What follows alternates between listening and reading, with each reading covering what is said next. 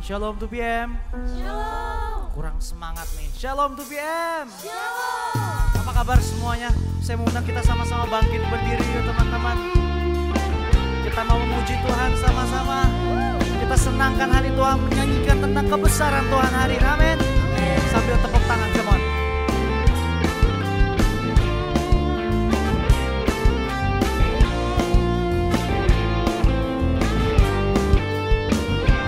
Bersama. Begitu besar kasih telah bercurah bagi dunia, karyamu, kasihmu yang termulia tiada terselami, besar dan ajaib perbuatanmu, kau beri hidupmu bagi diriku.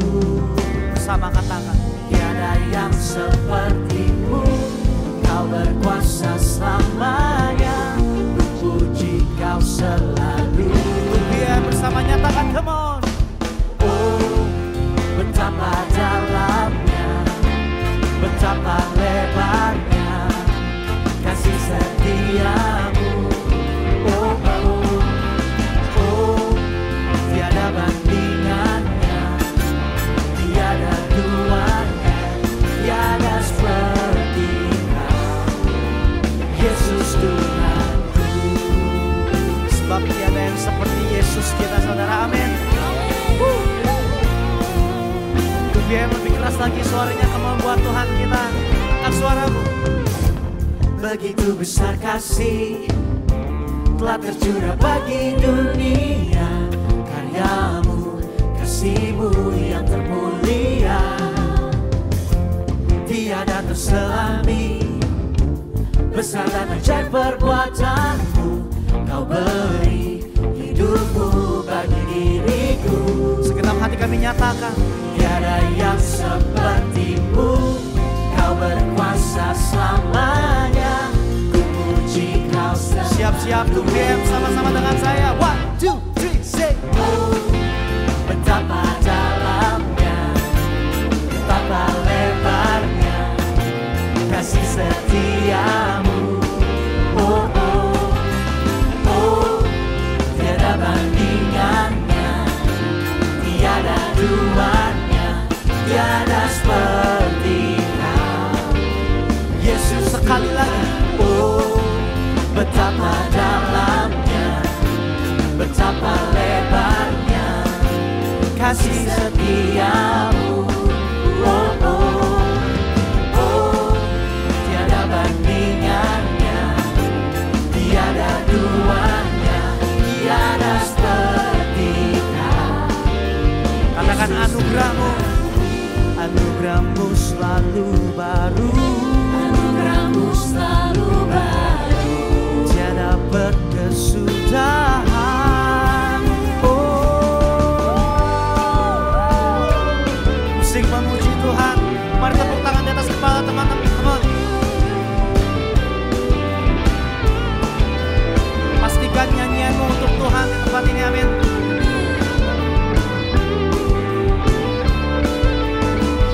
Ayo tuh BM, suaranya lebih keras lagi, sama-sama, come on. Oh, betapa dalamnya, betapa lebarnya kasih setiamu. Oh, oh, oh, tiada bandingannya, tiada duanya, tiada seperti kau. Ya, teman-teman untuk BM sendiri. Oh,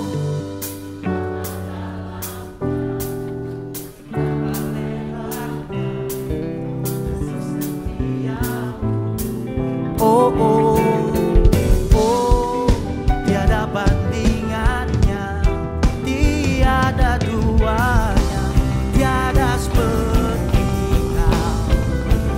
Yesus, sama-sama, come on.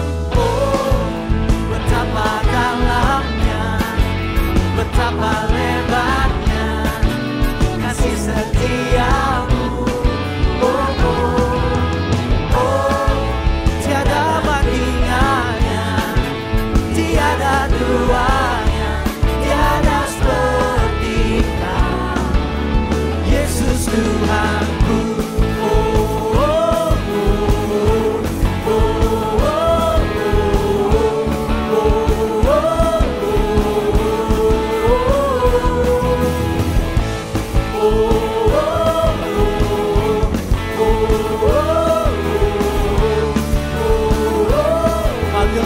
Yesus sama-sama. Yesus Tuhanku. Tepuk tangan yang terbaik buat Tuhan kita sama-sama. Haleluya. Tupian siap lebih lagi buat Tuhan. Amin. Mana tangan-tangan yang bersuka cita hari ini, boleh lambaikan tanganmu. Kasih Tuhan tiada taranya buat setiap kita. Amin. Mari sama-sama kita naikkan pujian ini. Come on. Kasih Allah tak berkesudahan, selalu baru setiap pagi. Rahmatnya pun tak pernah berakhir seumur hidup. Come on to BM, say. Kasih Allah tak berkesudahan, selalu baru setiap pagi. Rahmatnya pun tak pernah berakhir seumur hidupku. Dengan sukacita ku kan menari, dengan sorak-sorai memuji. Ku naikkan pujian, haleluya. Nyanyi baginya Sang Raja, nyanyi baginya Sang Raja. Mari sama-sama. Kasih Allah tak berkesudahan, selalu baru setiap pagi. Rahmatnya pun tak pernah berakhir seumur. Mari sama-sama yang bersyukur katakan, kasih Allah. Kasih Allah tak berkesudahan, selalu baru setiap pagi. Rahmatnya pun tak pernah berakhir seumur. Dengan sukacita Tuhan, dengan sukacita ku kan menari, dengan sorak-sorai memuji. Ku naikkan pujian, haleluya. Nyanyi baginya Sang Raja, nyanyi baginya Sang Raja. Mari dengan bersukacita, dengan sukacita ku kan menari, dengan sorak-sorai memuji. Ku naikkan pujian, haleluya. Nyanyi baginya Sang Raja, nyanyi baginya Sang Raja selamanya. Mari sama-sama kita tepuk tangan kembali.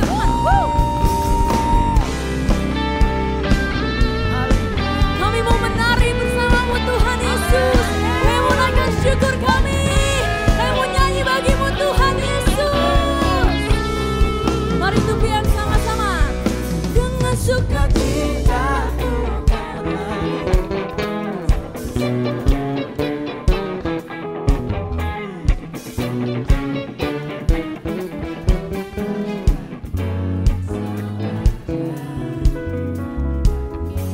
Mari dengan sukacita sama-sama. Dengan sukacita ku kan menari. Amin.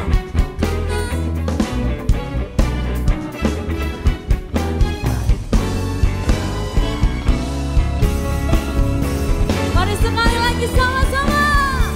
Dengan sukacita ku kan menari, dengan sorak-sorai memuji. Ku naikkan pujian, haleluya. Nyanyi baginya Sang Raja, nyanyi baginya Sang Raja, nyanyi baginya Sang Raja selamanya.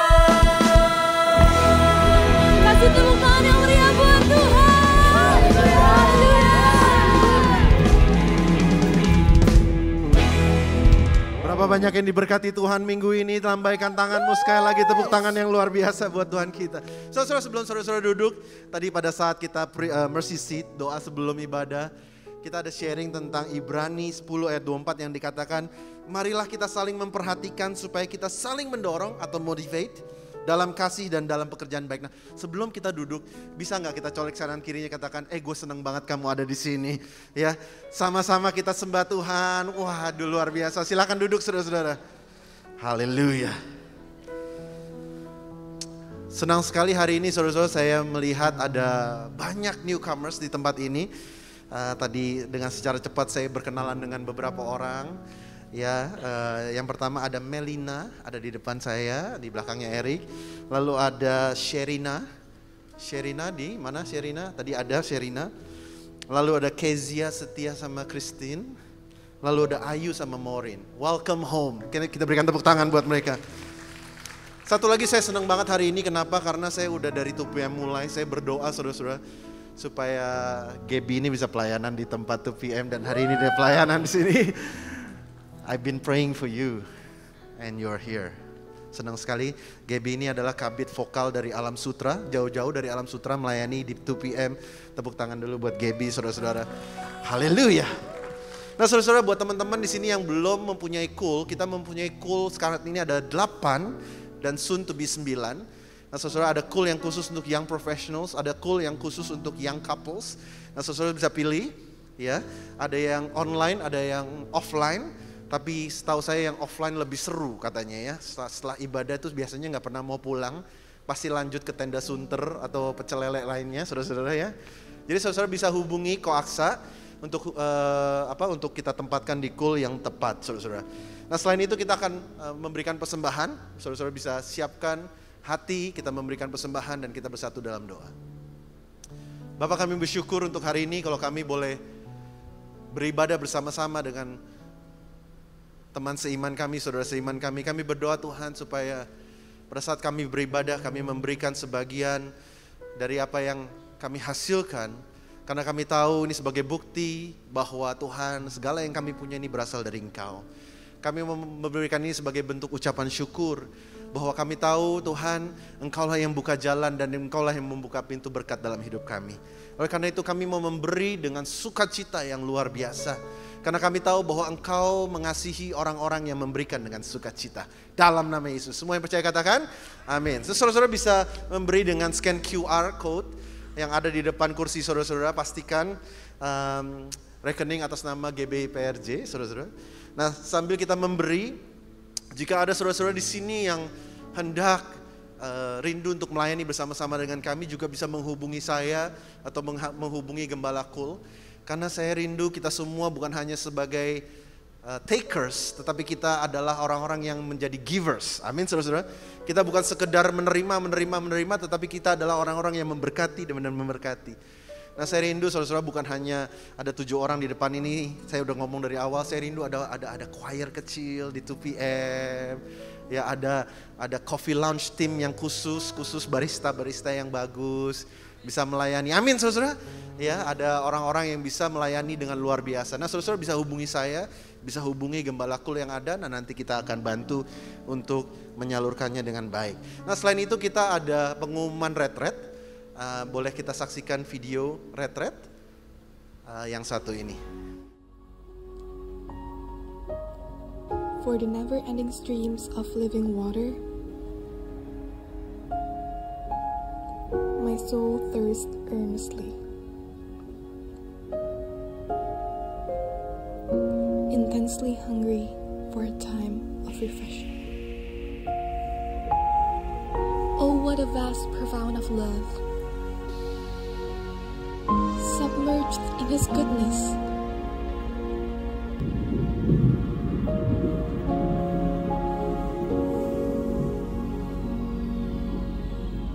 Let the magnitude of His grace overwhelm you.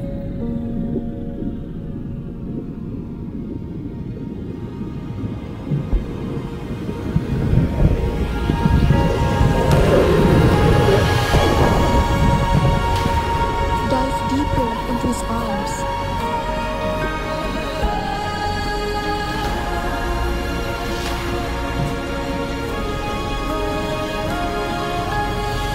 Seek for His heartbeat. For all the splashing waves of this world,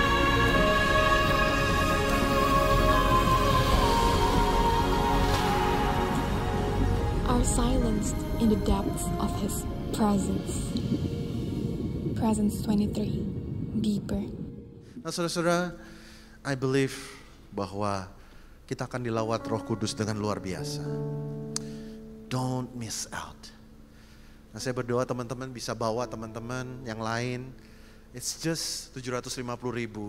Kalau kita bicara tentang kita pergi nonton, kita pergi ke mall, udah pasti kita habis 200.000. Atau bahkan Korean barbecue maybe 300,000. Tapi dengan 750.000 saudara-saudara, ya kita bisa mengalami kedalaman kuasa Tuhan. Kita mengalami kebaikan Tuhan.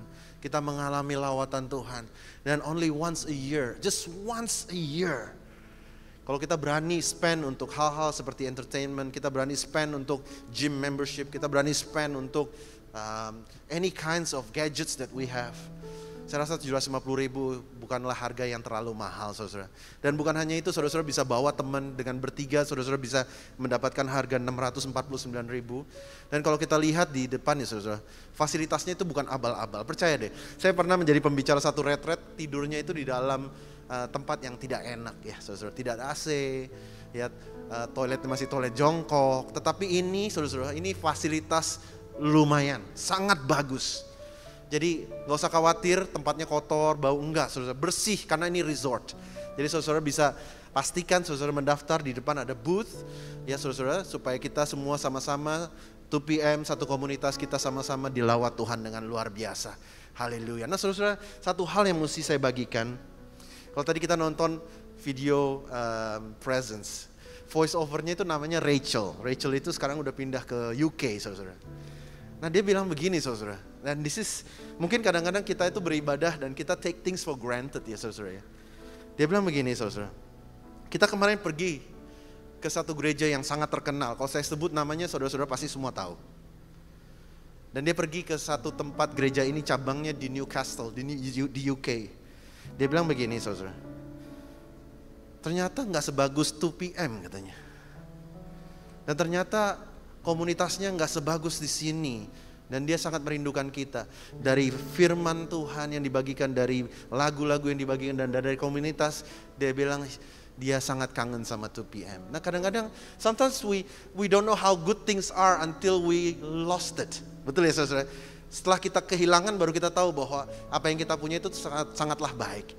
Nah, oleh karena itu bisa nggak kita hari ini kita berikan yang terbaik buat Tuhan? Pada saat ini WL akan memimpin kita lebih dalam lagi masuk hadirat Tuhan. Can we just all stand up? Bisakah kita berdiri sama-sama? Saudara, kita berdiri sama-sama, kita angkat tangan kita tinggi-tinggi ke Tuhan. Kita sembah Tuhan. Shikara batara batara bata bata bata bata bata. Haleluya, haleluya, haleluya. Terima kasih Tuhan Yesus. Apapun yang terjadi dalam hidup kami Tuhan, suka maupun duka, kami percaya itu semua rancangan-Mu Tuhan.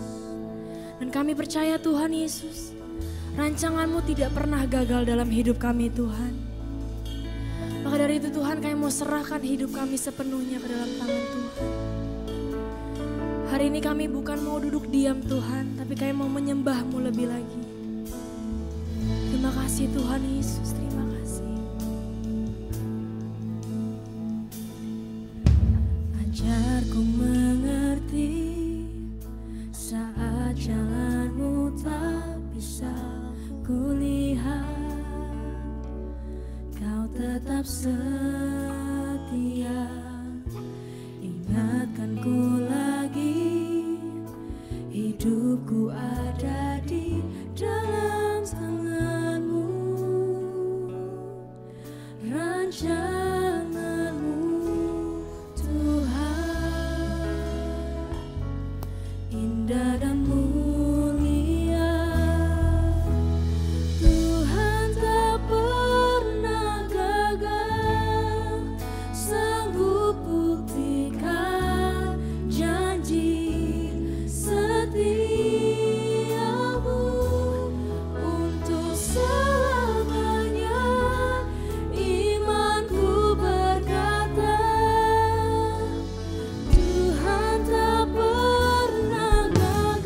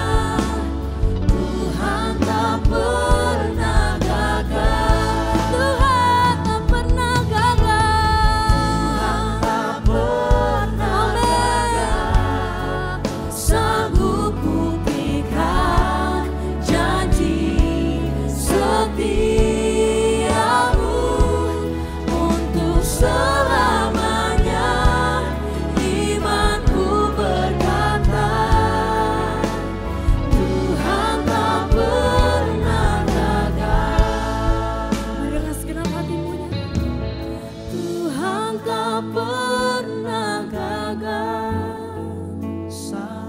Engkau sanggup membuktikannya Tuhan. Untuk selamanya.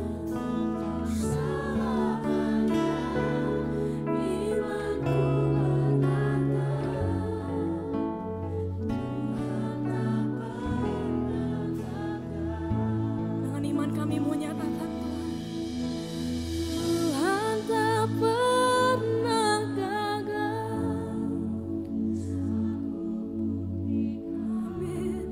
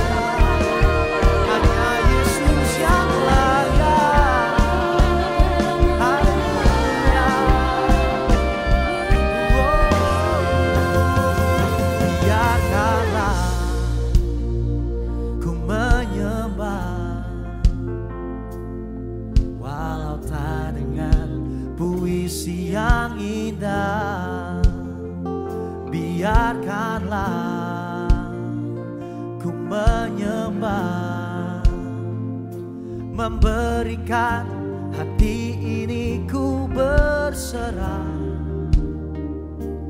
dengan penuh kasih sayang. Biarkan Tuhan aku menyembah bersama, nyatakan biarkanlah Ku menyembah, walau tak dengan puisi yang indah. Biarkanlah ku menyembah, memberikan hati ini ku berserah dengan penuh kasih sayang. Biarkan Tuhan aku menyembah. Mari nyanyikan dengan segenap hatimu untuk Tuhan, katakan biarkanlah ku menyembah, walau tak dengan puisi yang indah. Biarkanlah ku menyembah, memberikan hati ini ku berserah dengan penuh kasih sayang. Biarkan Tuhan aku menyembah. Sekali lagi tepuk tangan yang terbaik buat Tuhan kita, bersama nyatakan di menyembahmu ku menyembah,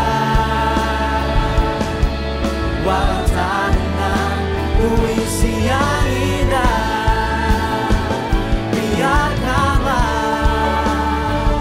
ku menyembah, memberikan hati ini ku berserah dengan penuh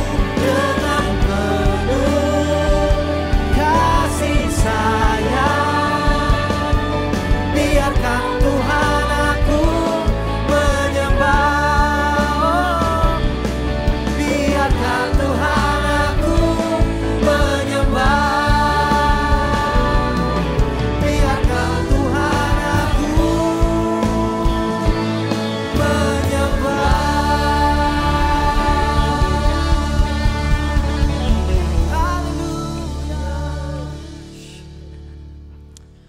Tuhan, ini setiap dari kami ya Tuhan. Ini hidup kami Tuhan. Pakai setiap pribadi kami yang hadir pada siang hari ini untuk menjadi alat pekerjaan tangan-Mu ya Tuhan. Biarlah di dalam kehidupan kami selalu menyembah Engkau, Raja Allah yang hidup. Terima kasih Yesus, terima kasih. Kalau sebentar kami akan mendengar firman-Mu ya Tuhan, Kau bukakan hati kami. Kau bukakan pikiran kami ya Tuhan. Agar setiap firman yang disampaikan boleh tumbuh dengan subur ya Tuhan. Dan kami boleh menjadi pelaku-pelaku firman. Di dalam nama-Mu kami telah berdoa dan mengucap syukur. Haleluya. Amin. Amin. Silakan duduk teman-teman semua. Thank you tim Praise and Worship. Shalom teman-teman. I'm so happy banget bisa melayani di rumah sendiri. Aku juga seneng banget keluarga kita, aku selalu ngomong keluarga kita ya. Kalau rumah kan berarti keluarga ya. Keluarga kita juga semakin besar. Puji Tuhan kita bisa bersama-sama. Bagi teman-teman juga yang belum memiliki tempat ibadah yang tetap, please welcome our community. Kita selalu beribadah setiap jam 2 siang. So teman-teman, aku mau bercerita sedikit. Jadi dalam 2 minggu terakhir ini saya menghadiri 4 kali perayaan ulang tahun. Jadi dalam 2 minggu ada 4 orang yang di circle terdekat saya ulang tahun. Dan salah satunya ulang tahun saya sendiri. Ulang tahun yang ke-17. Kok gak seneng ya mukanya? Nah, kenapa berbicara tentang ulang tahun? Saya punya point of view yang berbeda ketika saya merayakan ulang tahun. Jadi kalau biasanya kan kalau orang ulang tahun kan, wah puji Tuhan ya, Puji syukur ditambahkan lagi 1 tahun umurnya. Jadi biasanya orang mengucap syukur. Tapi point of view saya itu berbeda. Ketika saya berulang tahun, saya berpikirnya itu saya tidak bertambah 1 tahun. Tapi umur saya itu berkurang 1 tahun. Seakan-akan saya memiliki kesempatan 1 tahun berkurang di dunia untuk melakukan segala sesuatu. Aneh ya. Ketika ngebahas ini, istri saya Dewi, please, tolong jangan diajarin ke anak-anak tentang kayak beginian. Karena efeknya apa? Efeknya saya jadi gloomy gitu. Jadi saya agak a little bit gak suka tentang yang namanya ulang tahun. Apa ini namanya tanda-tanda udah makin tua ya, Ko Eradi ya? Tanya yang lebih tua dong ya. Oh iya ya, berarti tandanya udah mulai lebih tua ya. Jadi dengan bertambahnya 1 tahun saya berpikir, saya kehilangan 1 tahun untuk berbuat sesuatu di dunia ini. Dan setiap kali saya di dalam ulang tahun saya selalu berpikir pertanyaan yang pernah ditanyakan teman saya. Bro, pernah mikir gak selama hidup lu, selama hidup lu 34 tahun ini, engkau sudah menjadi Kristen, selama ini apa sih yang udah lu lakuin? Apakah selama ini engkau hanya menjadi Kristen yang mengetahui tentang pengetahuan Kristus? Atau selama ini engkau sudah menjadi pengikut Kristus yang menunjukkan bahwa ada Kristus yang hidup di dalam dirimu? Nah, siang hari ini aku mau sama-sama membawa perenungan ini sama-sama dengan teman-teman. Selama kita hidup di dunia ini, selama kita berpuluh-puluh tahun mengenal Kristus, dampak apa yang sudah kita lakukan lewat hidup kita? So sharing pada siang hari ini aku beri judul Making an Impact. Nah sebelum mulai saya akan menampilkan sebuah video yang saya yakin teman-teman pasti akan terberkati dengan video ini. Silakan multimedia.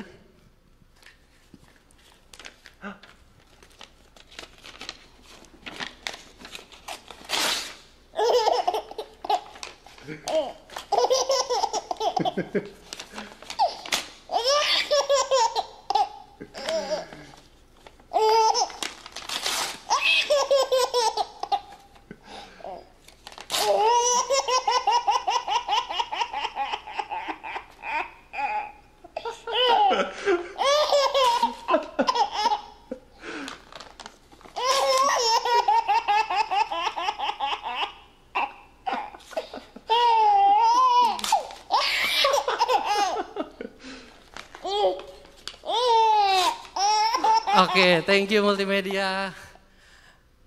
Ayo kita tutup dalam doa, khotbahnya selesai. Oh enggak ya.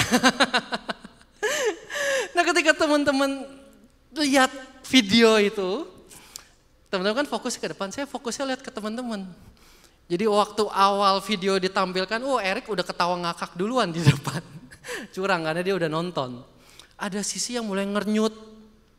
Dia ngernyut ke depan, dia ngernyut ke saya. Ini apaan sih ini orang, si Aksa ngapain sih? Mau khotbah tampilin bayi botak ketawa-tawa. Ya kan ngernyut begini. Tapi makin bayi itu ketawa dia mulai makin lama-lama ketawa juga. So tanpa kita sadari, sesimpel kita nonton video barusan, si baby tersebut sudah memberikan dampak loh pada kita. Ya kan? Mungkin siang hari ini kita datang ke 2PM, aduh habis makan siang biasa ngantuk kan ya.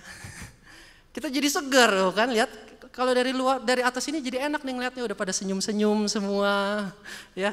Muka-muka orang diberkati, mana muka-muka orang diberkati ya makin senyum. Jadi tanpa kita sadari dengan menonton sesimpel bayi ngerobek kertas ketawa ngakak, hati kita jadi sukacita. So kita bisa ambil kesimpulan dari sini, sekecil apapun perbuatan yang kita lakukan pasti memberikan dampak kepada orang lain. Saya ulangin ya, sekecil apapun perbuatan yang kita lakukan pasti memberikan dampak kepada orang lain. Dan kita nggak akan pernah bisa mengukur seberapa besar dari dampak hasil perbuatan yang kita lakukan. Nah saya punya 2 orang anak, yang besar namanya Eleanor, umur 3 tahun, yang kecil umurnya 1,5 tahun namanya Adler. Jadi mereka berdua ini punya kebiasaan. Ketika aku pulang ke rumah dari kantor, mereka tuh biasa beraktivitas di lantai 2. Jadi baru aku buka pintu rumah, naik ke tangga ini kan berisik jegrek gitu, naik ke tangga. Eleanor dari atas pasti udah teriak, "Dedi ya? Wah, Dedi pulang. Dedi kesayangannya aku." Waduh, belum ketemu. Dedi kesayangannya aku. Itu baru denger begitu doang. Kayaknya semua beban di kantor tuh luruh semua gitu, kayak jatuh gitu semua. Nah, berbeda dengan begitu aku naik tangga, berbeda dengan responnya si Adler. Jadi kalau di lantai 2 tuh kita taruh pagar, baby safety gitu, dia udah bertengger begitu. Dedi kayak gitu. Jadi begitu udah ketemu naik tangga, ketemu si Adler, dia langsung dengan senyumnya, "Hai Dedi," gitu. Begitu buka pagarnya dia langsung peyuk. Bukan jeruk ya, maksudnya peluk. Jadi begitu dipeluk, aduh, tiba-tiba kayaknya utang supplier tuh lupa. Ya. Para anak buah yang pegawai yang bikin masalah tuh kayaknya lupa, semuanya rontok semua kayaknya. Sesimpel aku dipeluk doang. Sesimpel anak aku, menyambut aku dengan begitu luar biasa. Senengnya dia begitu lihat dedinya pulang. So, sekecil apapun perbuatan yang kita lakukan, a simple gesture, sebuah simple kita memuji orang, kita itu sudah memberikan dampak buat orang lain.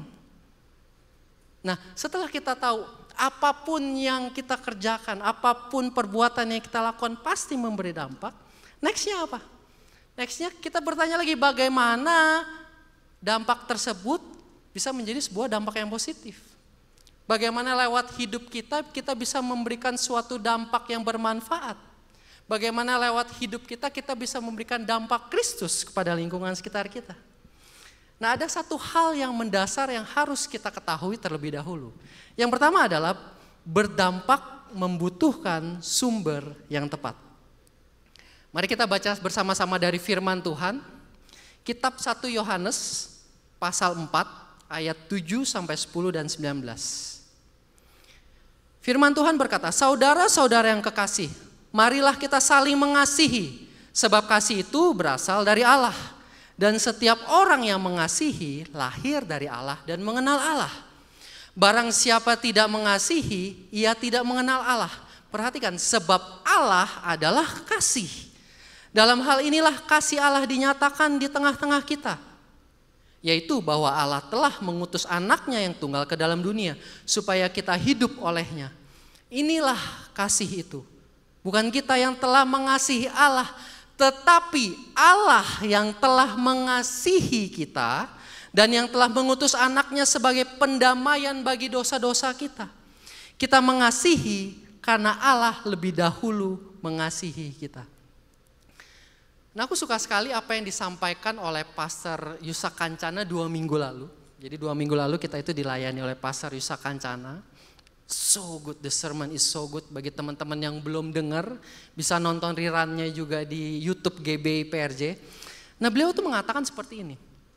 Hidup kekristenan kita dimulai dari imbuhan di, baru me.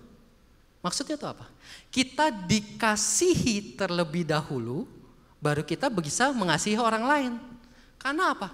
Karena kasih Kristus merupakan dasar sumber kekuatan untuk kita bisa berdampak. Karena ketika kita membahas tentang berdampak, berarti ada sesuatu hal yang kita berikan kepada orang lain. Entah itu perbuatan kita terhadap orang lain, atau mungkin respon kita terhadap suatu keadaan yang terjadi di dalam hidup kita. Dan yang menjadi pertanyaannya adalah, hal apa yang mendasari dari setiap perbuatan atau respon yang kita lakukan? Apakah kita selama ini memberikan dampak karena dasar dari kekuatan kita sendiri saja? Atau kita memberi dampak atas dasar kasih Allah yang sudah kita terima? Karena kalau kita memberikan dampak atas dasar dari kekuatan kita sendiri saja, biasanya ujung-ujungnya apa? Ujung-ujungnya hanya bertujuan untuk mengimpresi diri kita sendiri doang. Ujung-ujungnya hanya bertujuan kita mau terlihat baik. Ujung-ujungnya apa? Kita sedang memuaskan ego kita. Tetapi berbeda ketika kita memberikan dampak atas dasar kasih Allah. Kita akan menunjukkan bahwa perbuatan yang kita lakukan, respon yang kita lakukan tidak akan mungkin kita ambil atas dasar kekuatan kita sendiri. Tetapi kasih Allah lah yang akan memampukan kita untuk melakukan itu semua. Sehingga bukan nama kita yang ditinggikan, tetapi nama Allah yang akan dimuliakan lewat perbuatan kita. Karena dampak perbuatan yang kita lakukan dengan kekuatan kita sendiri mungkin hanya sampai sebatas level kita menginspirasi saja. Tetapi ketika dampak itu berasal dari kasih Allah itu akan mengimpartasi dan merubah hidup seseorang. Oleh karena itu hal pertama yang harus kita pastikan adalah agar hidup kita bisa berdampak, pastikan kasih Allah sudah berdampak terlebih dahulu di dalam hidup kita. Pastikan kasih Allah sudah memberikan dahulu perubahan di dalam diri kita dulu terlebih dahulu. Karena prinsipnya apa? Prinsip simpelnya kita nggak akan pernah bisa memberikan sesuatu yang kita nggak punya. Kita nggak akan bisa memberikan dampak kasih Kristus kalau kasih itu belum ada dulu di dalam hidup kita. Contohnya seperti ini. Contohnya di sini misalkan Cimar. Ci, minta tolong dong, mau pinjem duit. Tapi pinjem duitnya butuhnya 1 euro. Ada gak Ci? Kok geleng Ci, 1 euro Ci. Katanya lulusan Jerman. Jerman pakai euro kan ya bener ya. 1 euro doang Ci. Wah geleng dia, geleng. Ya udah deh, 1 sen deh Ci, 1 sen. 1 koin sen. Geleng juga dia, katanya lulusan Jerman. Pelit Cimar lah. Kayaknya Jerman KW ini gak punya euro. Sih, mau aku maksa kayak gimana pun, mau aku ngerengek-rengek di panggung, Ci minta Ci. Dia gak akan pernah bisa kasih, karena dia gak punya.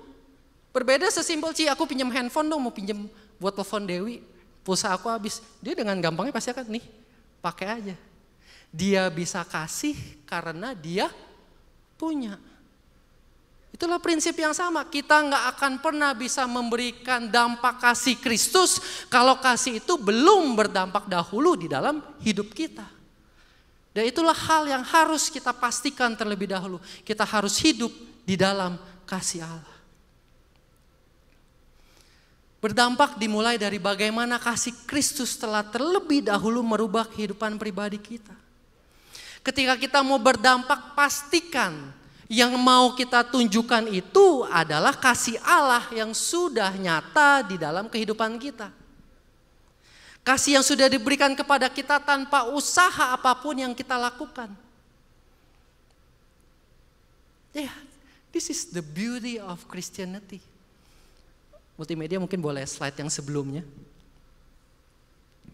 Yeah, this is the beauty of Christianity. Ketika ada religion start with the word D&O. Do. You must do something first to get your salvation. You must do something first to get closer to your God. Kita diminta melakukan sesuatu dulu. Dan sayangnya apa? Segala usaha kita berujung ketidakpastian. Ketika kita mengandalkan kekuatan kita, keselamatan itu tidak jadi jaminan.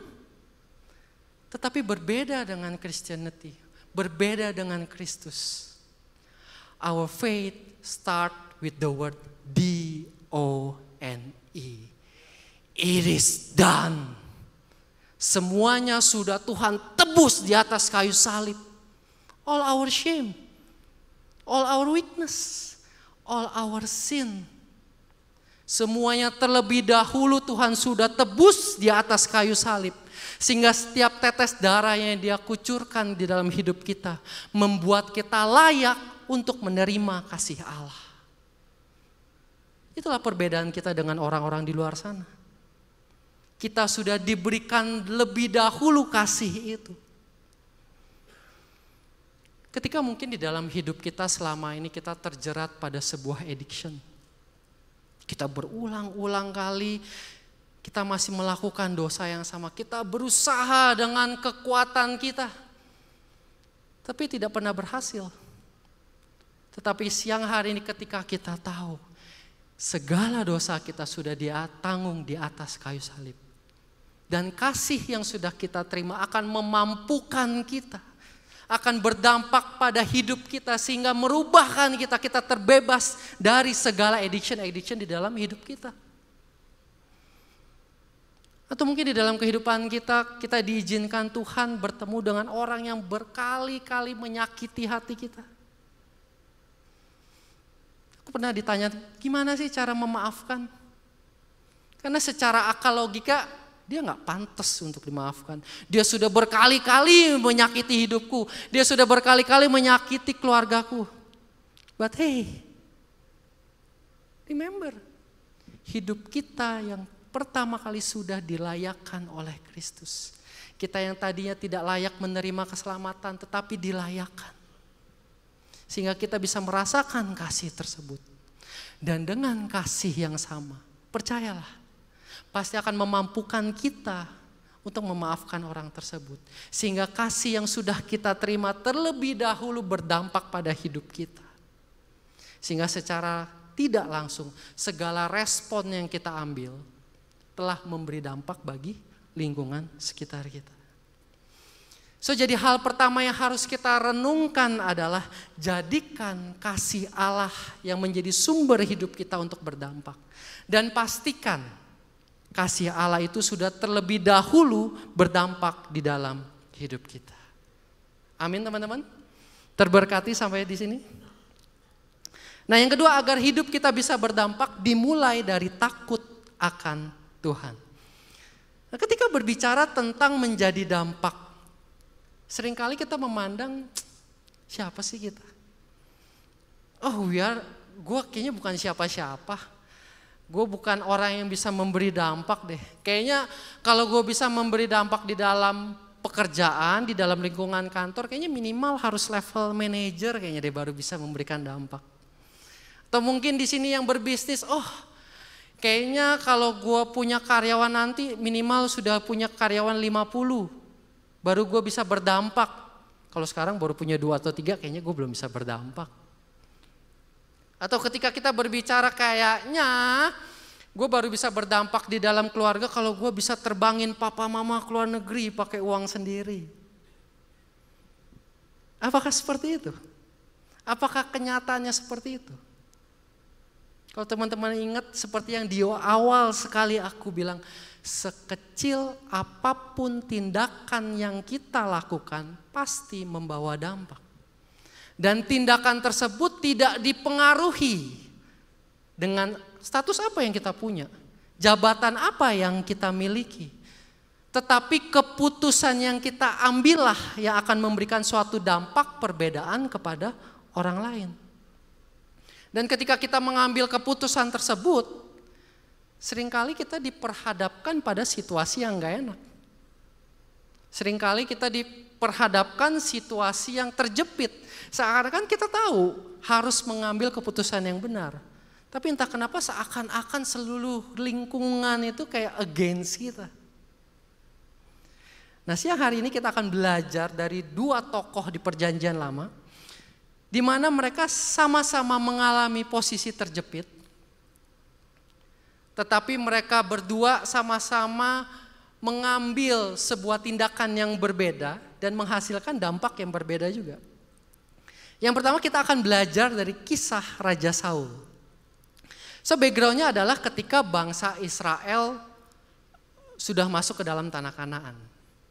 Dan begitu masuk dia berperang terus dengan musuh bebuyutannya yaitu bangsa Filistin.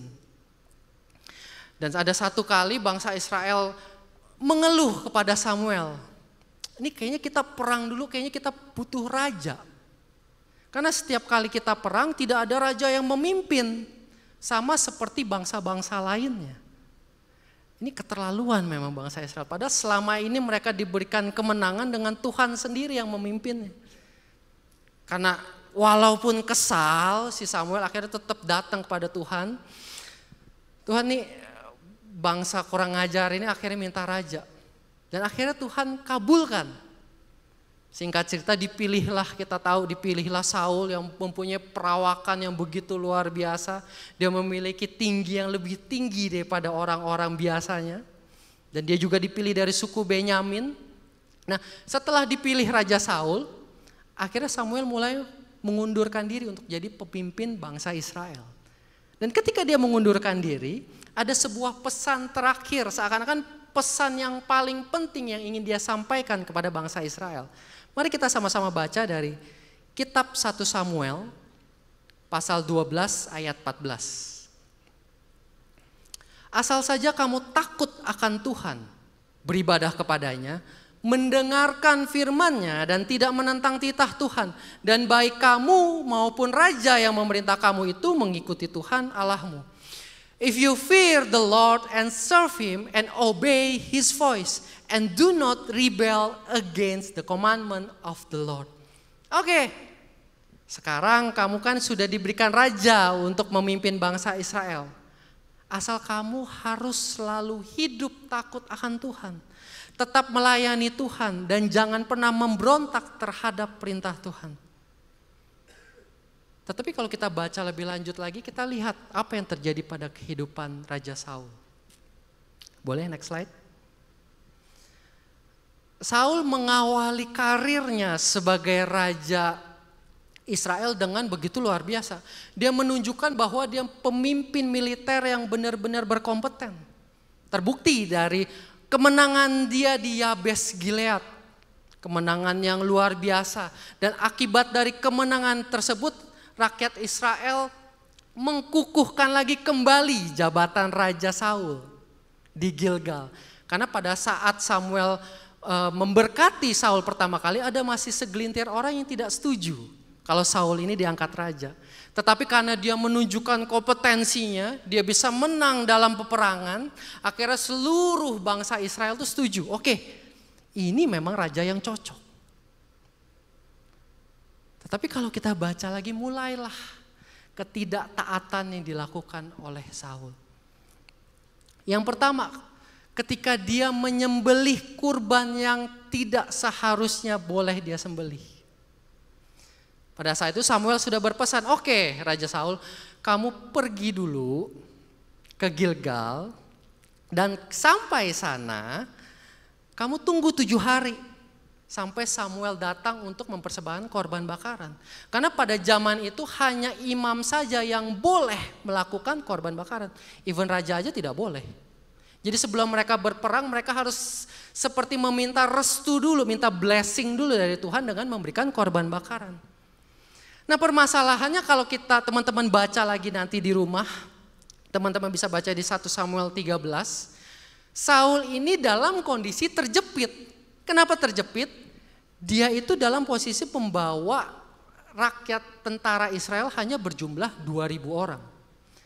Tetapi karena bangsa Filistin sebelumnya mengalami kekalahan yang diakibatkan oleh Yonatan, bangsa Filistinnya jadi marah. Karena kemarahan mereka, mereka mengumpulkan seluruh pasukannya dengan begitu luar biasa banyaknya. Kalau kita baca dengan detail, jumlahnya 3.000 kereta kuda. 6.000 pasukan berkuda dan pasukan berjalan sebanyak pasir di lautan. Pernah bayangin? Saya kalau lihat jemaat IR keluar aja dari pintu itu saya udah pusing banyak kayak gitu. Gimana kalau bayangin pasukan berjalan sebanyak pasir di lautan? Di satu sisi karena melihat pasukan yang begitu luar biasa banyaknya, rakyat prajuritnya jadi ketakutan. Dan perlahan-perlahan mereka mulai meninggalkan Saul. Ada yang ngumpet, ada yang kabur di dalam goa-goa. Kalau kita baca lebih detail lagi, akhirnya ujung-ujungnya dari 2.000 orang hanya tersisa 600 orang. Jadi satu sisi dia sudah melihat musuh di depan mata, dia ditinggalkan oleh prajurit dia sendiri. Dan satu sisi lagi Samuel yang harusnya berjanji datang, gak datang-datang juga.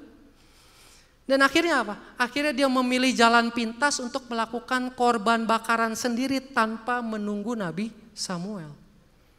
Karena di dalam kondisi terjepit, Saul lebih takut kepada musuh yang di depan mata, Padahal kalau kita perhatikan apa? Tempat di mana dia menyembelih korban adalah tempat yang sama dia dikukuhkan sebagai raja. Yaitu di mana? Di Gilgal. Seakan-akan apa? Seakan-akan Saul tidak bisa melihat penyertaan Tuhan yang terlihat jelas di depan matanya. Dan lagi-lagi kalau kita baca, Saul menunjukkan ketidaktaatannya lagi. Ketika Tuhan suruh maju berperang untuk memusnahkan seluruh kaum Amalek. Tapi ada syarat tambahan dari Tuhan. Ketika engkau maju berperang, seluruh penduduknya harus engkau bunuh. Bahkan segala ternaknya harus engkau bunuh.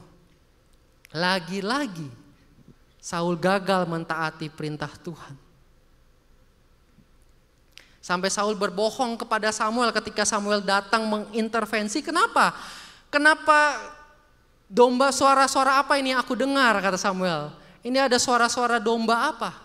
Bahkan Raja Agag yang harusnya engkau bunuh, malah engkau selamatkan. Ketika diintervensi malah Samuel berespon, dia bohong sama Samuel. Oh bukan aku tapi rakyatlah yang mengambilnya.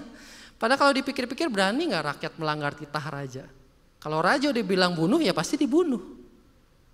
Di tengah kondisi terjepit, Saul lebih takut kehilangan mukanya sebagai raja di depan rakyat dibanding dia takut dengan perintah Allah.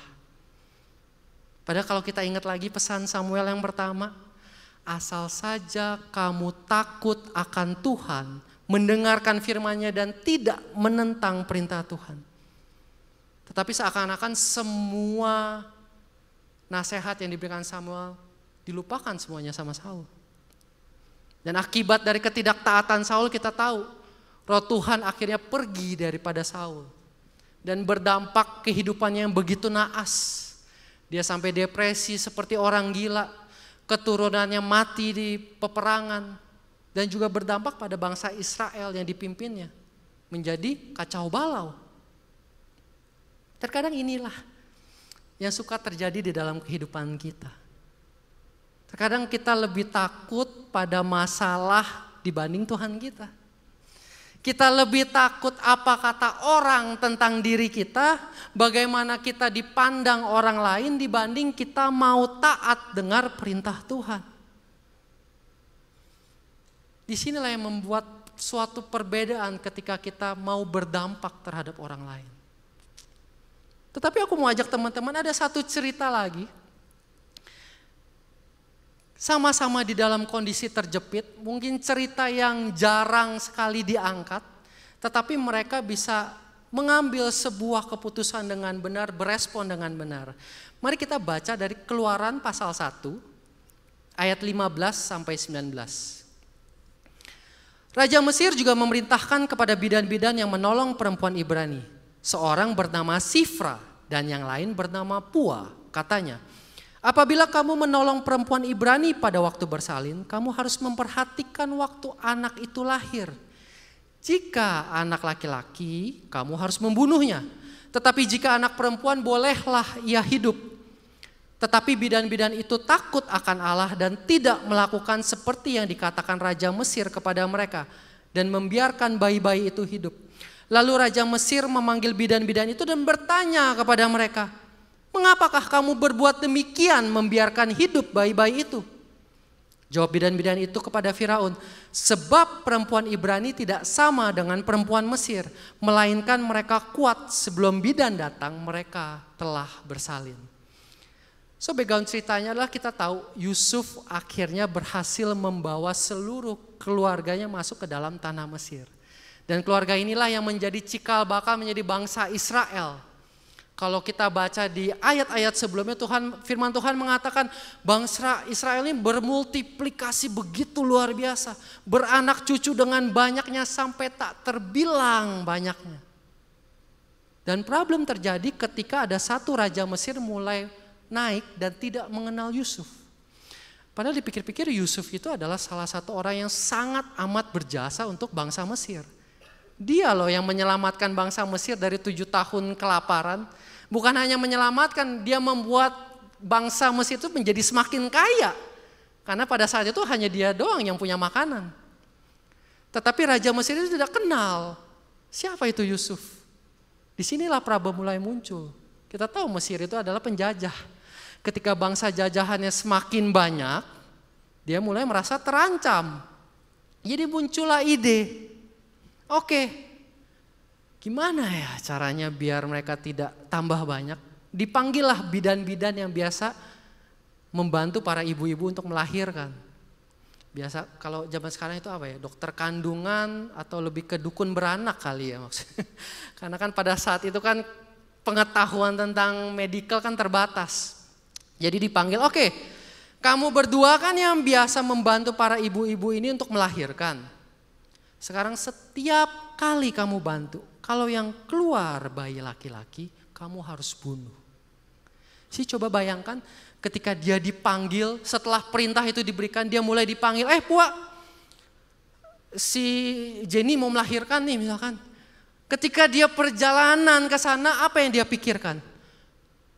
Aduh, kalau bayinya laki-laki gimana? Tuhan, kalau bayinya laki-laki gimana? Mungkin oke, dia tolong. Ayo tarik napas bu, tarik napas bu. Begitu keluar, cewek. Puji Tuhan, masih selamat. Apakah selesai sampai di situ? Enggak. Mereka ini lagi naik pamor. Tahu kenapa naik pamor? Karena bangsa Israel kan lagi beranak cucu dengan banyak. Pasien-pasien itu pada ngantri. Kalau sesar tuh mungkin tiap menit black next gitu ya.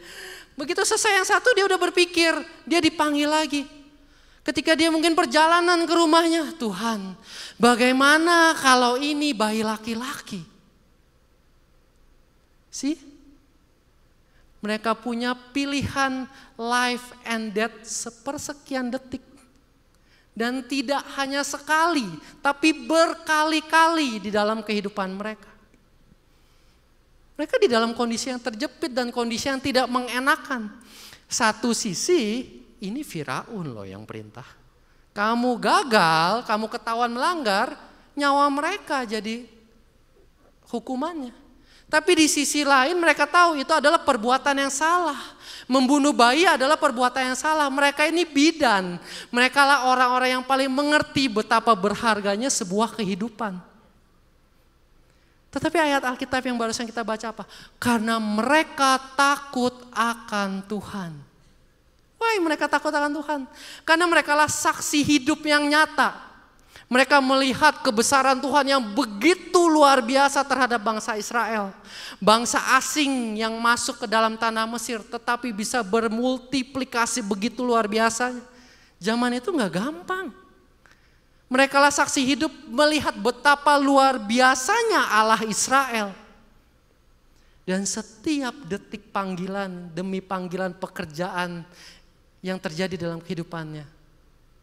Aku harus memilih takut akan Tuhan. Aku harus memilih takut akan Tuhan. Aku harus memilih takut akan Tuhan. Karena aku tahu ini adalah perbuatan yang benar. Dan lihat apa efeknya. Ketika pekerjaan mereka sampai ke telinga Firaun, Firaun mulai mengintervensi mereka. Dan Tuhan memberikan hikmat. Dia menjawab, ibu-ibu Ibrani ini adalah ibu-ibu yang kuat. Sebelum kami datang pun mereka sudah melahirkan. Dan ajaibnya nyawa mereka terselamatkan karena mereka memberikan alasan yang logis. Dan kalau kita baca lanjutannya, maka Allah berbuat baik kepada bidan-bidan itu, bertambah banyaklah bangsa itu dan sangat berlipat ganda. Dan karena bidan-bidan itu takut akan Allah, maka ia membuat mereka berumah tangga. Ketika dua midwife itu, dua bidan itu melakukan sesuatu hal yang benar. Mereka hanya berpikir, dampaknya akhirnya hidupku diberkati oleh Tuhan. Householdnya di-bless sama Tuhan. Tetapi apa yang tidak mereka tahu hasil dari ketaatan mereka, karena ketaatan mereka takut akan Tuhan. Bayi-bayi Israel yang laki-laki bisa lahir. Dan dari antara seluruh bayi laki-laki itu ada seorang bayi yang bernama Musa. Dan kita tahu Tuhan memakai Musa sebagai pemimpin untuk membawa keluar dari bangsa Israel, keluar dari Mesir. Kita gak pernah tahu sekecil ketaatan yang kita lakukan yang Tuhan minta kita lakukan, kita tidak pernah tahu dampak ke depannya. Tugas kita hanyalah mau taat atau tidak. Nah, sedikit kesaksian. Inilah yang terjadi di dalam kehidupan aku pribadi. So, selama 3 tahun terakhir aku udah ikut dalam suatu komunitas bisnis. Dan aku selalu bertanya, Tuhan, maksudnya apa sih ini? Tuhan izinkan aku masuk ke dalam komunitas ini. Karena masuk ke dalam komunitas ini nggak gampang, jujur nggak gampang. Oke, aku pikir ya udah hanya untuk belajar bisnis. Tetapi ada satu ketika, ada satu cewek, ada satu perempuan, aku lihat, wow Tuhan, ini bisnisnya keren banget. Bisnis yang bisa beri dampak pada orang banyak. Dan aku dan istri aku sendiri pun merasakan dampak yang positif dari bisnisnya. Aku cuma berdoa, Tuhan, kalau dia bisa dipakai Tuhan luar biasa, Tuhan tangkep dong. Udah, aku gak pernah ngobrol sama dia. Singkat cerita, akhirnya kita pernah bisnis trip bareng.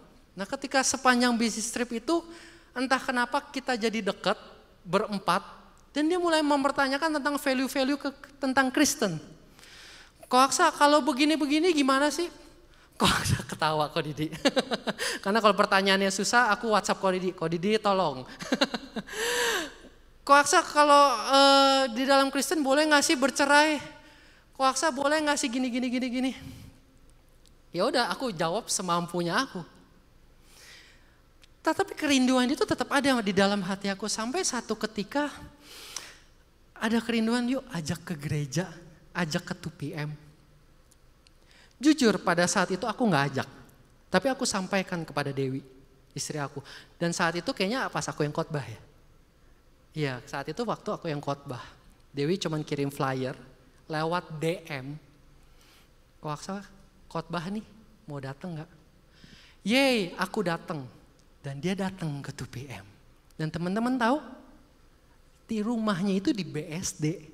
Sampai jauh ke Kemayoran dia mau datang. Hanya sesimpel Dewi kirim flyer yang tidak mau aku taat lakukan. Singkat cerita lagi, akhirnya yaudah kita menjadi semakin dekat. Ya kan, lebih banyak pertanyaan-pertanyaan lagi tentang Christianity. Ternyata Tuhan gak selesai sampai di situ. Tuhan berikan kerinduan kami, aku dan Dewi secara terpisah. Rumahnya kan di BSD. Kamu bikin dong komsel di BSD. Jujur, respon pertama kali aku ketika aku dengar soal Tuhan jangan ngadi-ngadi. Ini teman komunitas bisnis. Karena kita ada suatu aturan tertulis kalau kita menawarkan sesuatu itu gak boleh. Karena kita memang cuma buat belajar. Kalau aku ajak bikin komsel nih, jangan-jangan si Aksa mau masuk untuk mengkristenisasikan kelompok ini ya Pak. Jujur entah kenapa tapi lucunya kerinduan itu Tuhan kasih dan Tuhan juga kasih kerinduan itu kepada Dewi secara terpisah. Oke Tuhan, oke kalau mau bikin komsel oke. Aku ketik tuh di to-do list aku di dalam Notion aku, konteks si ini, ajak bikin komsel, kata-katanya sesimpel itu. Tapi aku drag down, aku taruh paling less priority. Jadi tiap kali buka laptop, gue tahu nih gue harus lakuin ini, skip kan less priority.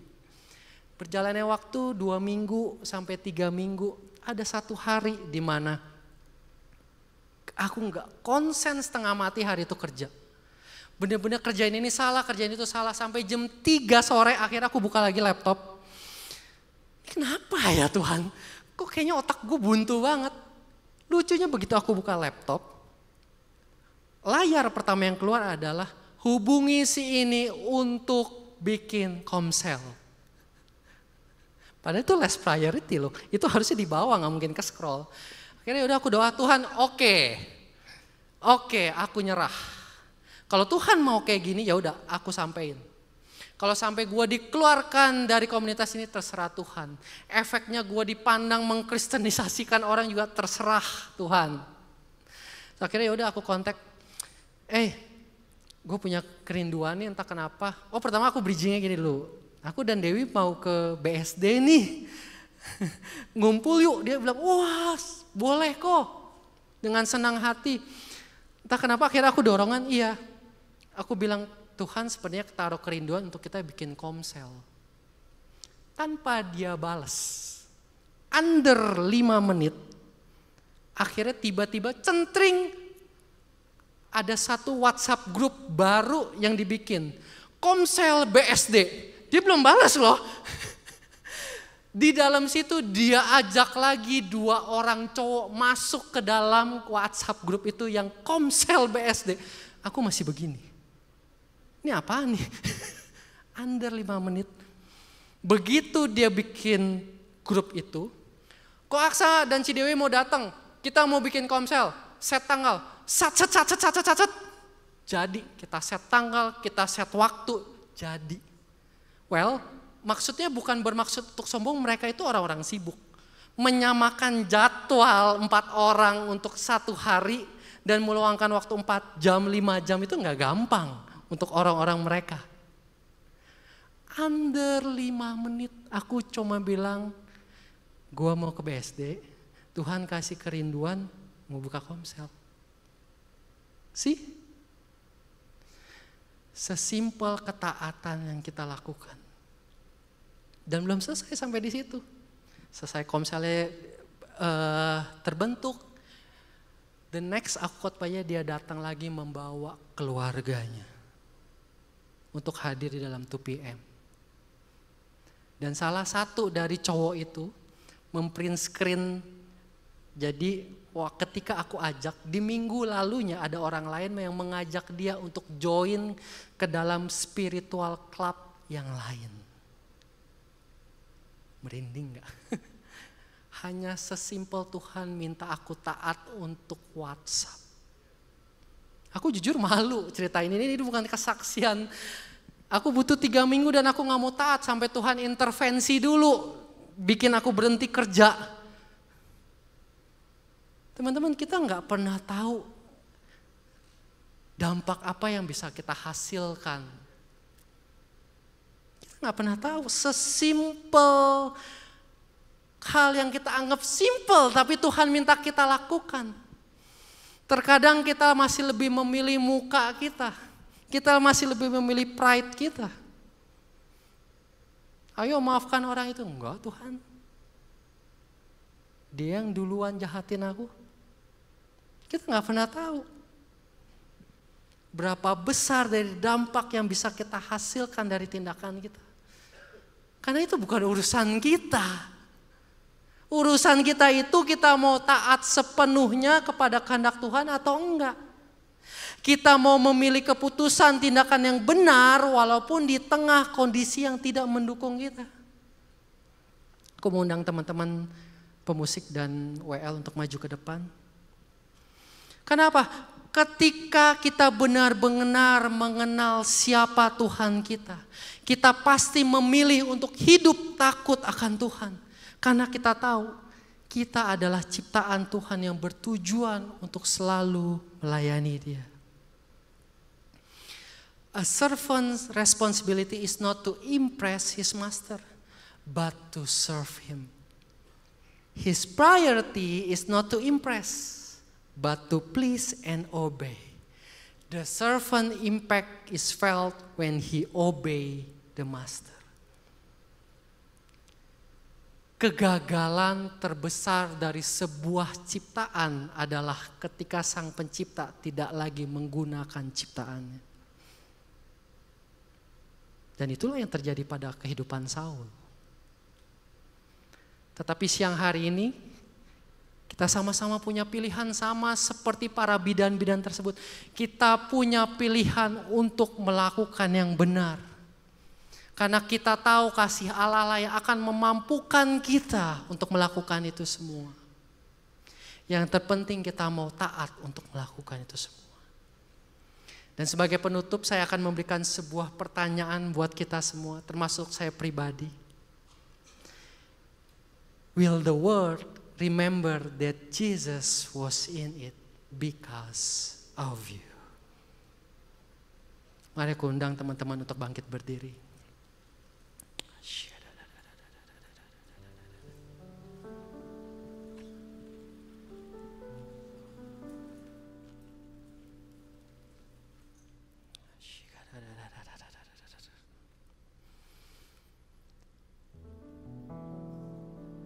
Teman-teman, kita mau ambil waktu 1-2 menit ke depan. I just feel ada orang-orang yang selama ini merasa frustasi dengan hidupnya. Selama ini engkau mungkin mencoba dengan kekuatanmu sendiri untuk berubah. Selama ini engkau mengandalkan kekuatanmu sendiri untuk terlepas dari masalahmu. Tetapi siang hari ini, Tuhan mau ingatkan, Dia tahu segala problemmu. Dia tahu segala permasalahan yang engkau hadapi dan Tuhan sudah menangkan semuanya itu di atas kayu salib.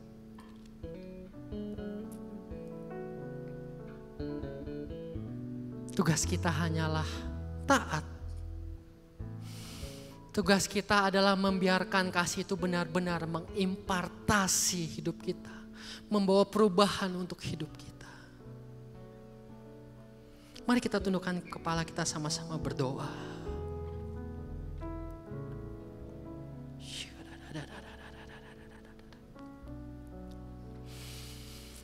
Tuhan, ini hidup kami, Tuhan. Kami tahu kami boleh ada siang hari ini. Kami tahu itu semua karena anugerah-Mu.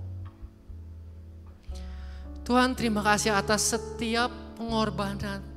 Terima kasih untuk setiap tetesan darah-Mu yang Kau kucurkan hanya untuk menebus kami semua ya Tuhan. Kau lakukan itu semua untuk menunjukkan betapa besarnya kasih-Mu untuk setiap dari kami ya Tuhan. Tuhan, siang hari ini biarkan kami merasakan kasih-Mu ya Tuhan. Teman-teman, lembutkan hatimu, lembutkan hatimu. Rasakan benar-benar kasih Allah melingkupi hidupmu. Kasih Allah benar-benar memenuhi hatimu. Percaya sama Tuhan. Dia pasti memampukan apa yang menjadi pergumulan. Terima kasih Yesus, terima kasih. Tuhan, ini setiap dari kami ya Tuhan. Tuhan, pakai hidup kami ya Tuhan.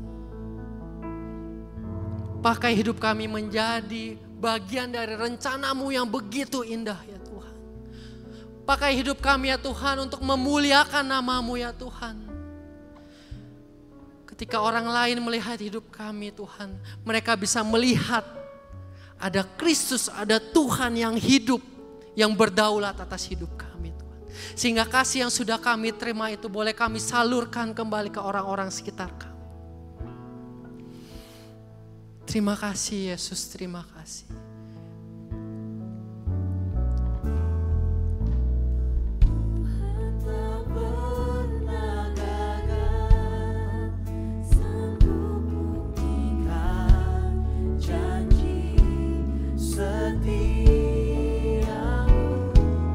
Sama-sama kita nyanyikan. Hanya imanku berkata, Tuhan tak pernah gagal. Sekali lagi. Tuhan tak pernah gagal. Buktikan janji setiamu. Selamanya imanku berkata, Tuhan tak pernah gagal. Kami bersyukur kami mempunyai Tuhan yang tak pernah gagal. Dan karena Engkau adalah Tuhan yang luar biasa, kami mau hidup takut akan Engkau Tuhan. Bukan sekedar takut akan Tuhan, tetapi kami mau terkoneksi dengan Tuhan. Kami mau mendapatkan terlebih dahulu kasih itu sebelum kami bisa berdampak buat banyak orang. Terima kasih untuk firman-Mu hari ini. Berkati kami, saat ini kami akan masuk ke dalam perjamuan kudus. Kiranya Tuhan layakkan setiap dari kami. Biar kiranya Tuhan sucikan kami dengan darah Kristus. Dalam nama Yesus, semua yang percaya katakan amin. Silakan duduk saudara-saudara yang dikasihi Tuhan. Nah, saudara, kita akan masuk ke dalam perjamuan kudus. Apakah ada yang belum menerima roti dan anggur? bisa angkat tangan nanti biar usher, oh banyak sekali.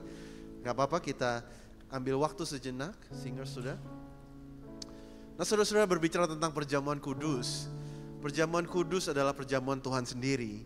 Dan inilah peringatan yang kita lakukan. Kenapa kita harus memperingati perjamuan kudus? Karena melalui perjamuan kudus ini kita diingatkan tentang tubuh dan darahnya yang dikorbankan untuk kita.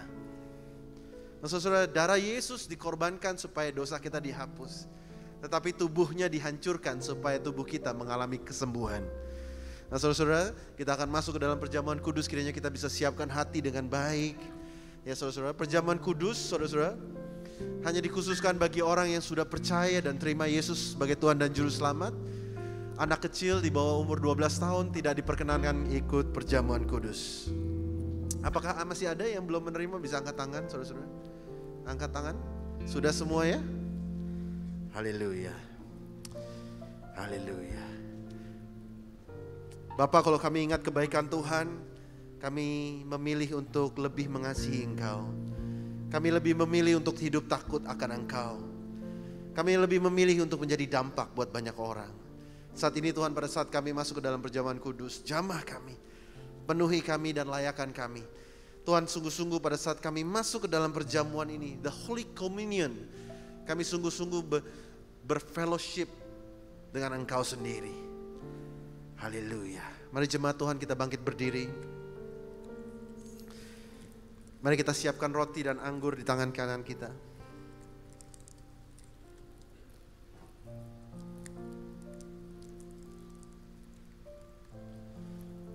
Sebab apa yang telah kuteruskan kepadamu telah aku terima dari Tuhan, yaitu bahwa Tuhan Yesus pada malam waktu ia diserahkan mengambil roti. Saudara dikasih Tuhan, angkat roti di tangan kanan kita tinggi-tinggi. Sesudah itu ia memecah-mecahkannya dan berkata, inilah tubuhku yang diserahkan bagi kamu. Perbuatlah ini menjadi peringatan akan aku. Jemaat 2PM dikasih Tuhan, bukankah roti yang kita pecah-pecahkan ini adalah persekutuan kita dengan tubuh Kristus? Mari kita makan dalam nama Yesus.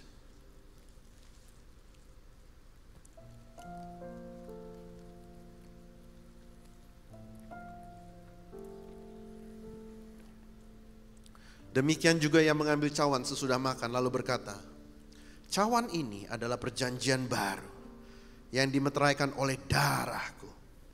Perbuatlah ini setiap kali kamu meminumnya menjadi peringatan akan aku. Saudara-saudara 2PM, jemaat dewasa muda di tempat ini yang dikasihi Tuhan.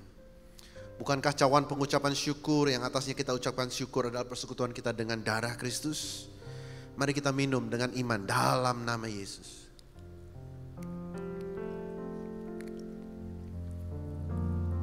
Mari kita ucapkan syukur kita kepada Dia. Terima kasih Tuhan, terima kasih Tuhan. Oh, terima kasih Tuhan atas tubuh dan darah-Mu. Terima kasih Tuhan. Oh, Engkau terlebih mengasihi kami, berkorban bagi kami. Terima kasih Tuhan.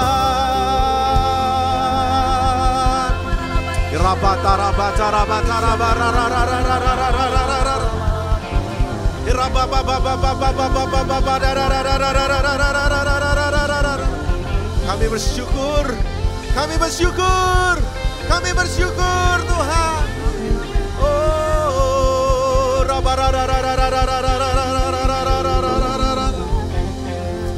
terima kasih Tuhan Yesus.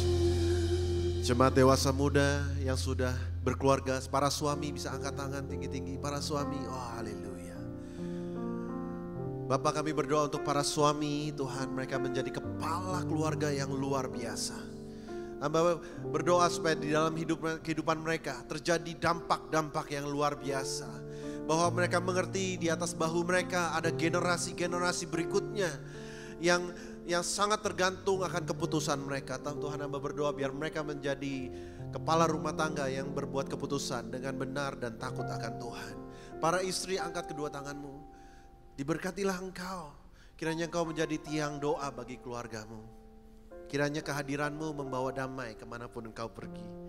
Biar kiranya Tuhan memberikan engkau wisdom, kebijaksanaan, hati yang lebar sehingga di mana engkau berada, di situ ada damai sejahtera Tuhan. Saat ini para singles, yang professionals, angkat tanganmu tinggi-tinggi. Hamba sungguh-sungguh berdoa Tuhan. 2PM menjadi komunitas di mana para dewasa muda, mereka menemukan kepuasan terpenuhi, tertinggi itu di dalam Kristus.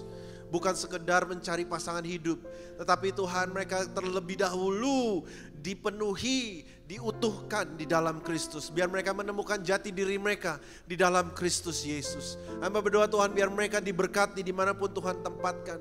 Di masa-masa usia emas ini Tuhan, Tuhan adakan perbedaan antara hidup mereka. Seperti Daniel dan teman-temannya, Tuhan kecerdasan 10 kali lipat.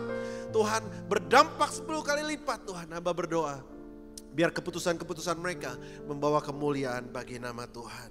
Dan seluruh jemaat Tuhan, angkat tanganmu tinggi-tinggi. Haleluya, haleluya. Tuhan, hamba berdoa melalui perjamuan kudus ini. Kami percaya Tuhan, Tuhan kami diingatkan kembali akan pengorbananmu. Bahwa kemenanganmu sudah diraih di atas kayu salib. Bahwa kami mempunyai starting point yang berbeda. Kami adalah umat yang lebih dari pemenang Tuhan. Akan apa yang telah kau lakukan. Terima kasih Tuhan Yesus. Terima kasih. Mari jemaat Tuhan kita naikkan pujian ini. I have decided to follow Jesus. No turning back. No turning back. I have decided to follow Jesus. No turning back. No turning back. I have decided to follow Jesus. No turning back. No turning back. I have decided to follow Jesus. No turning back. No turning. Sekali lagi katakan no turning back. No turning back. No turning. Dengan iman. No turning back. No turning back. Kita berikan tepuk tangan yang paling meriah buat Tuhan kita. Jemaat yang dikasihi, pulanglah dan terimalah berkat dari Allah Bapa, kasih dari Kristus Yesus, dan penyertaan Roh Kudus. Kiranya Dia menjaga keluar masukmu. Kiranya Dia menjagamu dari awal sampai akhir. Kiranya Dia memberkatimu. Biar kiranya apa yang kau kerjakan menjadi dampak buat banyak orang. Kiranya muncul dari tempat ini orang-orang hebat yang dipakai Tuhan dengan luar biasa. Oh, orang-orang yang hebat yang dipakai di marketplace. Orang-orang yang hebat yang dipakai di masa muda mereka. Sehingga mereka membawa kemuliaan bagi nama Tuhan. Kiranya hidupmu tidak biasa-biasa saja, tetapi menjadi luar biasa. Menjadi kepala dan bukan ekor. Semakin naik dan tidak pernah turun. Di dalam nama Yesus semua yang percaya katakan amin. Selamat hari Minggu, Tuhan Yesus memberkati.